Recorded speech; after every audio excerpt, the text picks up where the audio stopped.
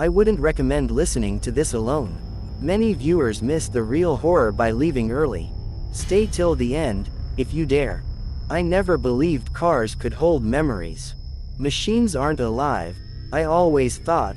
They don't breathe, they don't feel. But the night I bought that silver 2008 Honda Civic, I learned machines can remember more than we think. And some memories never die. My name is Ryan, and I work as a delivery driver in Michigan. In 2021, I was desperately hunting for a cheap but reliable car. That's when I found it, an old Civic sitting in the backyard of a man named Mr. Turner. The car looked ordinary enough. A bit dusty, a cracked side mirror, and a lingering smell of old air freshener. But the price was so low that I didn't ask many questions. I should have. The first night, I drove the car home without any issues. Smooth engine, good brakes, everything felt fine. But when I parked it in my driveway and stepped out, I heard something strange. A soft click from inside the car. Like someone unlocked the door. I turned around quickly, scanning the windows, but everything looked normal. I tried the door handles. Locked. Probably just cooling metal, I told myself. But as I walked toward the house, I heard it again. Click. This time, a little louder. And this time, the driver's side window rolled down halfway by itself. No wind, no movement, no remote in my hands. Just the sound of the window motor grinding slowly, almost unwillingly, as if something inside the car pushed it down. I stood frozen. The interior was completely dark, but I had the unmistakable feeling that something was looking at me from inside. I backed away slowly and hurried inside the house.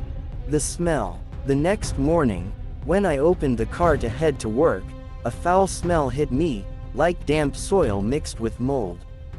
It wasn't there yesterday. The seats felt slightly wet, as if someone sat inside for hours. I checked the floor mats, nothing spilled. No leak, no food, just the smell of rotting earth. I sprayed air freshener and ignored it. Around 8 p.m. that same night, while driving back home, the radio suddenly flickered. Static replaced the music. The screen glitched, showing random numbers.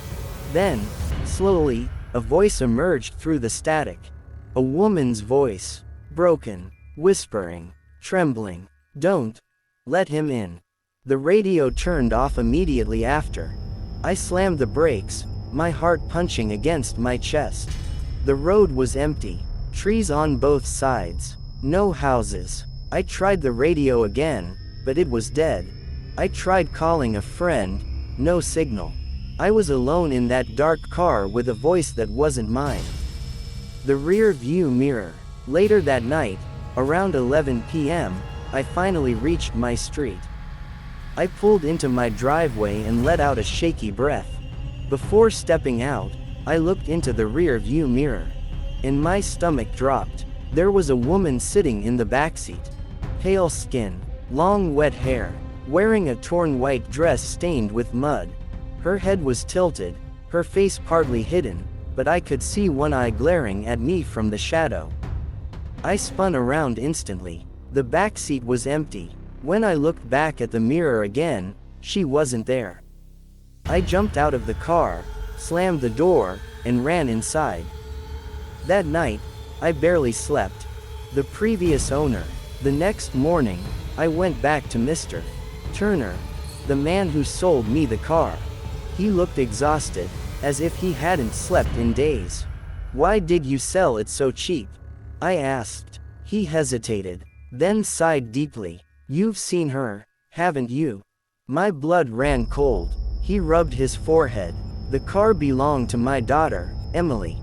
She died 2 years ago, on a rainy night. The police said she drove into the lake. They found her trapped inside, still holding her phone." His voice cracked. "She used to say someone followed her. That she could see someone sitting in the backseat whenever she drove at night. We thought it was anxiety. Until she died exactly the way she described, like someone else was controlling the car. I swallowed hard. And now it's happening to me. He nodded. I tried cleaning the car, replacing parts, even leaving it unused for months. But her spirit, whatever it is, still sits in the backseat. Watching. Warning. Warning. I asked. He leaned closer. She always said one thing, before she died. He whispered, "Don't let him in." My hands shook. Do you know what that means? He only shook his head. The night it tried to kill me, I decided to get rid of the car that very day. But at night, I had to take one last drive to the junkyard. Bad idea. It was raining heavily, just like the night Emily died. The windshield wipers struggled to keep up. Halfway to the junkyard, the dashboard lights flickered violently. The wheel jerked left by itself. I grabbed it tightly. Stop. Stop.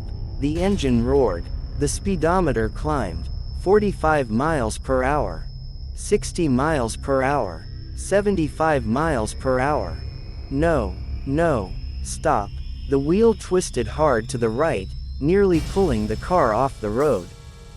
Through the slapping rain, I saw it, a deep ditch filled with muddy water. A lake, just like Emily's. The car was heading straight for it. I hit the brakes, but they didn't respond.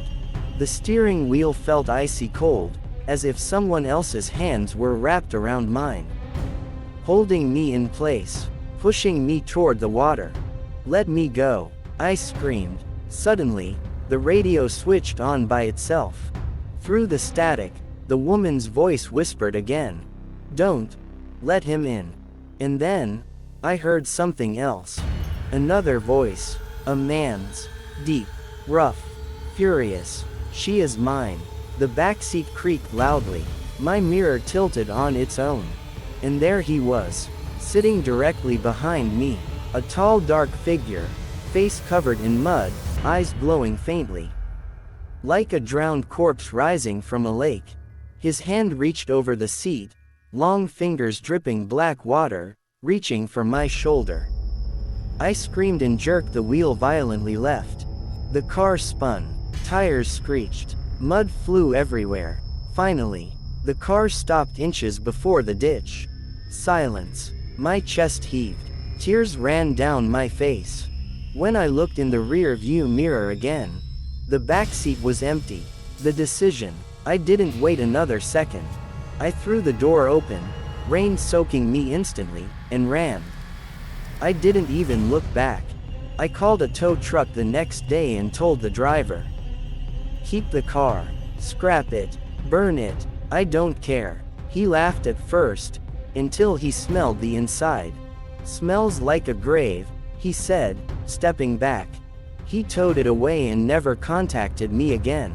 But that night, I got a text from an unknown number. It was a picture taken inside a car. The backseat, wet footprints, and a faint silhouette of a woman. Then another message appeared. "He's still trying to get in." To this day, I don't know if the man, the drowned figure, was the one who caused Emily's death. I don't know if she's still trapped in that car, trying to warn whoever sits in the driver's seat. But every now and then, I swear I smell damp earth in my new car. Sometimes my rear view mirror shakes slightly on its own. And once, just once, I heard a soft whisper behind me. "Don't let him in."